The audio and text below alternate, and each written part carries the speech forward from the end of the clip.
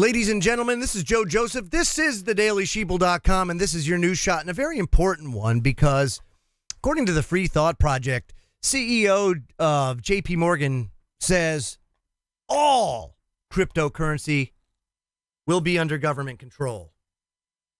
All of it. So they say. So says Jamie Dimon. Now, you want to talk about a guy in the know, that's the guy. And this is troubling for many reasons, but there's one in particular that I'm keying in on. And it's one that you may not have thought about. Now, I'm not discouraging anybody from investing in anything you want to invest in. Knock yourself out. Go ahead.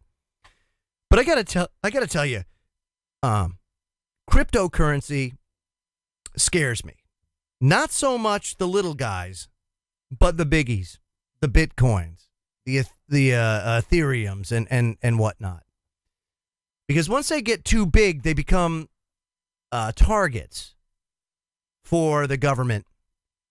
Not just because it undermines national currency, which thereby, by default, undermines national security, but because it is an untapped form of revenue that I believe the government is going to just come out and seize. Very much akin to what we saw a couple of years back in North Carolina. There was an individual that was coining his own currency, if you will. They were silver. And in doing so, the government came, raided his house, took all of his silver currency that he was making. They were, I forget what they were called, something along the lines of like freedom dollars or whatever they were. It was something that they said, oh, it has the term "in God we trust" on it or something like that, and therefore you're counterfeiting. I mean, they really reached around. They really reached hard and long to come up with a cockamamie excuse to take this guy's stuff. But it was in response to the fact that people were losing faith in the fiat currency that we have. The dollar is backed by nothing.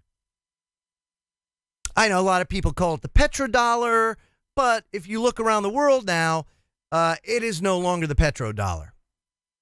What's even more concerning is you have the government of China now saying, yeah, I don't think we're going to buy much more in treasuries. And we really need to rethink our position here.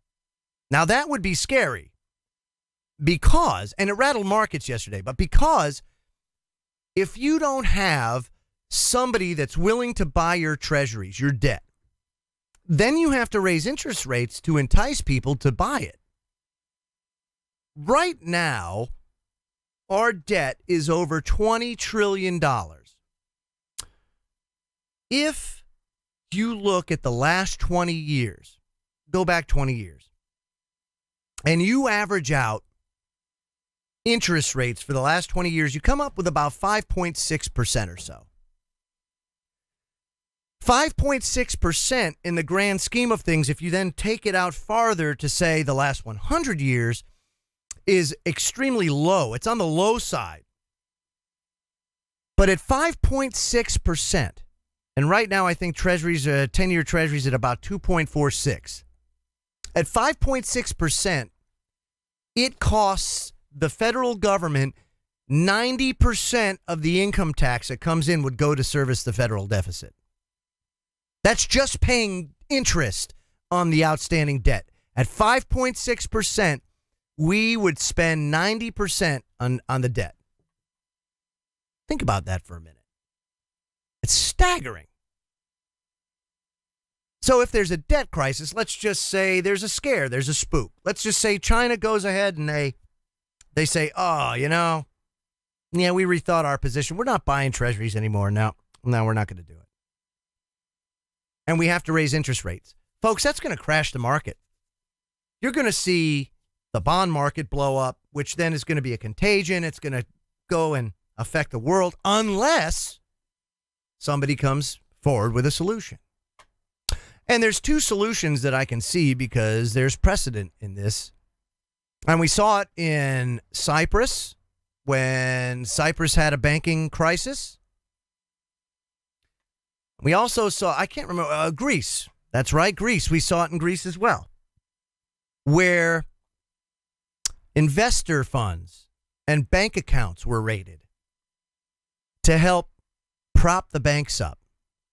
Now, the last time this happened here in the United States, of course, was 2006, 2007, where we had such a crash.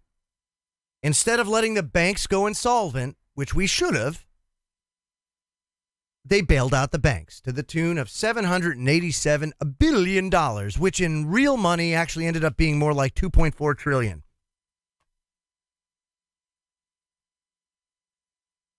That can't happen again. There is no politician out there that's going to bail out the banks again. People are not going to put up with that. But what you will come to find, all this Bitcoin, all this Ethereum, all your 401ks are this untapped resource for government. Now imagine, if you will, China stops the buying of your debt, of the government debt, and it causes a crash. And the government knows that it can't bail out. So they make an announcement and they say, my friends, or you can even see President Trump doing this. My friends, we are facing a problem of biblical proportions here. What we need is to support the banks. The banks are the backbone of business in this country. And I promise you, because I'm a winner, that everything's going to be okay. But it's going to take a little sacrifice on everybody's part. So here's what I'm going to do. Because you're not going to lose anything because I'm the president, so everything's okay. So here's what we're going to do. We're going to take your 401ks, your Bitcoin, your Ethereum, all this stuff. We're going to take it. We're going to bail out. We're going to bail into the system. We're going to make it better. We're going to take care of all these. We're going to drain the swamp of Wall Street. But in return, because you're not going to lose anything, we're going to replace those with treasuries. We're going to replace those with treasuries, and you're not going to lose, my friends. You're going to make 3% a year on these treasuries. That's what you're going to do. You're not going to lose. Backed by the full faith and credit of the United States government. I promise you, you're not going to lose. See, that's what's going to happen, folks. You're looking at an untapped resource in excess of $24 trillion in retirement funds.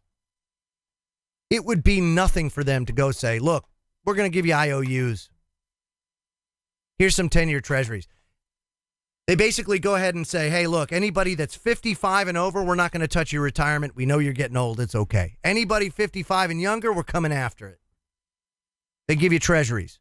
You're not going to lose anything, but we're going to give you our debt instruments instead because no one else will buy them. So we're going to force them down your throat. It's coming. It's coming. The next crisis, you watch, it's coming. Because there isn't going to be a bailout. And you're not going to have countries out there flocking to come to the rescue of the United States. Ain't going to happen. So get ready and understand that as you invest in these things, there is an inherent risk that this can happen. And this risk is growing because we continually expose ourselves to more of this with as shady and corrupt as our government and our banking system is. So, like I said, I'm not telling you what to invest in. I am certainly no expert. I know a lot of people that have made a lot of money on Bitcoin, and I'm happy as hell that they have.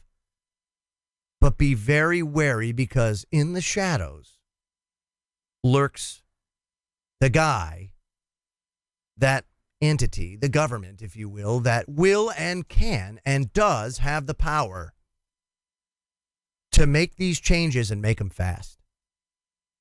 And I don't know whether or not this country has reached the level of apathy that people won't get pissed, or maybe they buy into it. I don't know. But I know for me, I'd be one pissed off mofo. I'm Joe Joseph. This was thedailysheeple.com's News Shot. Feel free to comment below and visit our website at thedailysheeple.com. Hashtag wake the flock up. Have a great day, everybody.